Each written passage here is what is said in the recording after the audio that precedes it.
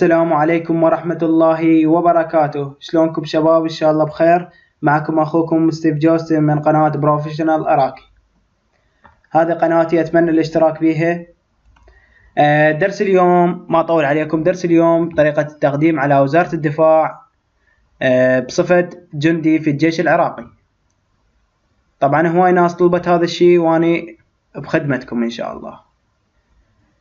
أول شيء ندخل على الموقع، نشوف المتطلبات والإيميل والشروط، بعدها نحمل الاستمارة. طريقة ملء الاستمارة هسه خطوة خطوة راح أعلم لكم إياها إن شاء الله. والله لا يعوزكم المكاتب والفلوس اللي تنطوها إلهم. أنا أعرف هسه جوني الشباب قالوا حتى فلوس ما عندنا نقدم. إن شاء الله راح أساعدكم.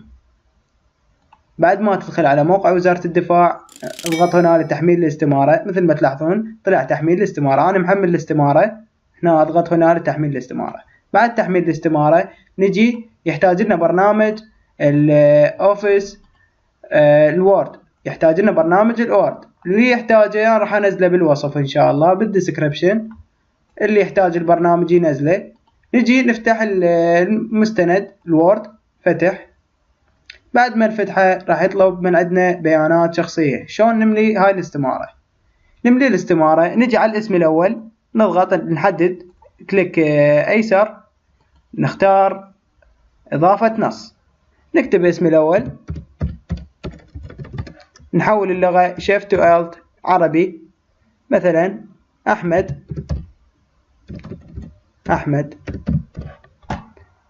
كبر الخط شوية، الصفحة الرئيسية خط نسوي 14 أم قليل، نسوي 15 16 14 نختار. نجي على اسم الأم كذلك إضافة نص،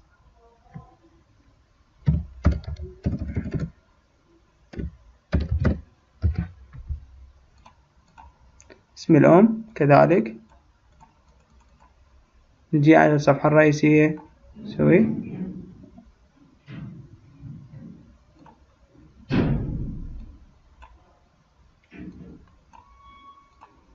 مثل ما تلاحظون.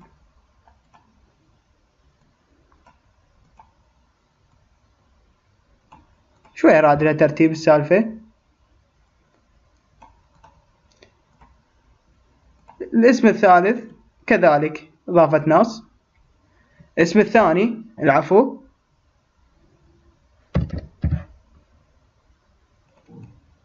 نجي على الصفحة الرئيسية نغير الخط 14.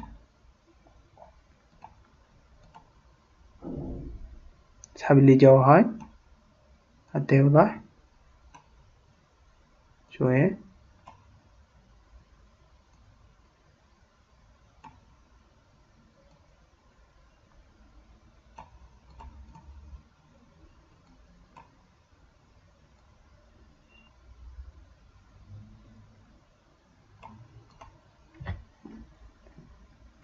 التحصيل الدراسي تكتب أي تحصيل دراسي أنت خريج شنو، مثلا إعدادي، تكتب إعدادية. تغير حجم الخط، الصفحة الرئيسية اختار 16 14 قصدي. الاسم الثالث نختار إضافة نص كذلك.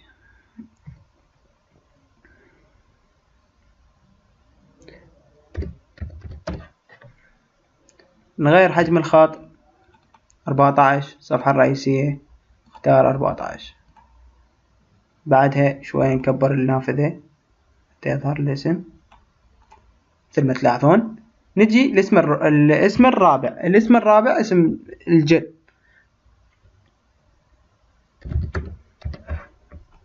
نجي هم إضافة نص. نغير الخط 16 نسوي 14 أقصد العفو. نجي شوي نكبرها. اللقب شنو اللقب مالتك تكتبه 14 إضافة نص.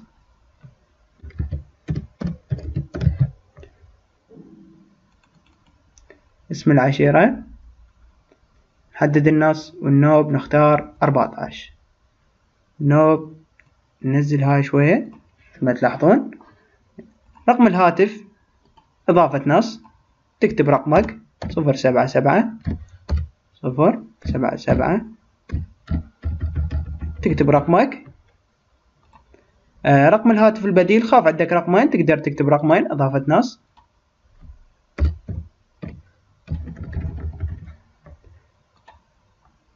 نجي المعلومات التولد، اليوم ضيف اليوم بيا يوم مثلا 2، بيا شهر الثالث مثلا، يا مواليد تكتب 1990. محافظة التولد مثلا انت من سكنة بغداد أو مكان يعني ولادتك بغداد، تكتب بغداد. تغير حجم الخط، سوي 14.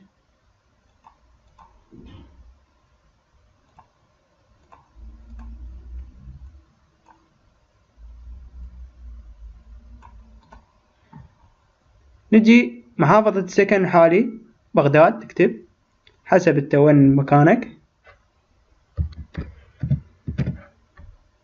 اختار الحجم سايز 14، ننزل هاي شوية. طبعا المصمم ما ادري شلون مسوي. رقم الجنسية تكتب رقم جنسيتك، كذلك اضافة نص وتكتب رقم الجنسية حتى ما اطول عليكم بالشرح. تاريخ الاصدار تكتب اضافة نص وتكتب التاريخ. رقم الشهادة هم كذلك اضافة نص، تنقل من الشهادة مالتك. تاريخ الصدور تضيف النص وتكتب التاريخ الصدور. طبعا كملنا ملاء شو اسمه بقت الصورة الشخصية. الصورة شلون؟ الصورة تسحب صورتك سكانر وتضيفها بفلاش وتجيبها الحاسبة، وشلون تدرجها؟ ندخل على خيار ادراج، من خيار الادراج نضيف صورة، بعدها راح يطلع لنا الفايلات، نروح على الديسكتوب انت شوف مكان الحفظ مال الصورة، اختار الصورة الشخصية، نصغرها، ننقلها فوق، نختار قص، لصق،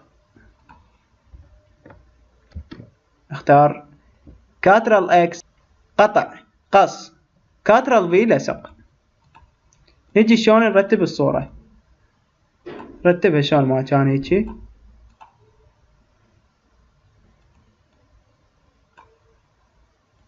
نحاول نرتبها داخل المستطيل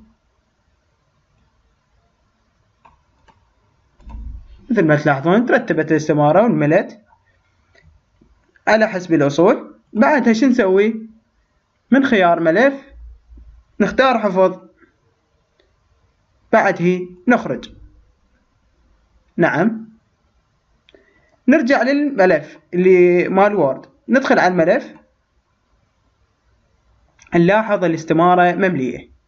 هسه شلون نرفعها على نرسلها عبر الايميل مال الموقع مال وزارة الدفاع.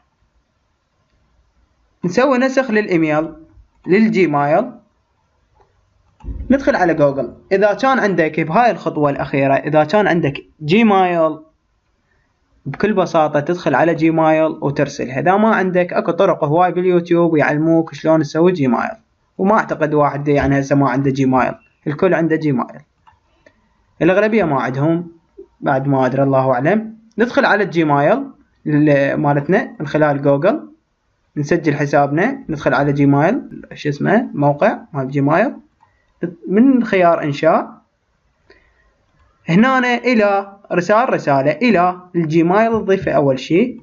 الموضوع دعوة تطوع أو تكتب اسمك، أي شيء تكتب اسمك الثلاثي أو الرباعي. هنا تختار ملف ارفاق الملف تختار all file وتختار الملف مال وورد. مثل ما تلاحظون راح يرفع الملف الوورد،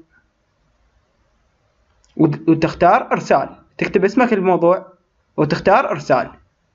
طبعا لهنا ينتهي الدرس. لا تنسى الضغط على لايك وسبسكرايب للقناة، اشتراك يعني ليصلك كل ما هو جديد. كان معكم اخوكم ستيف جوستن من قناة بروفيشنال اراكي. في امان الله.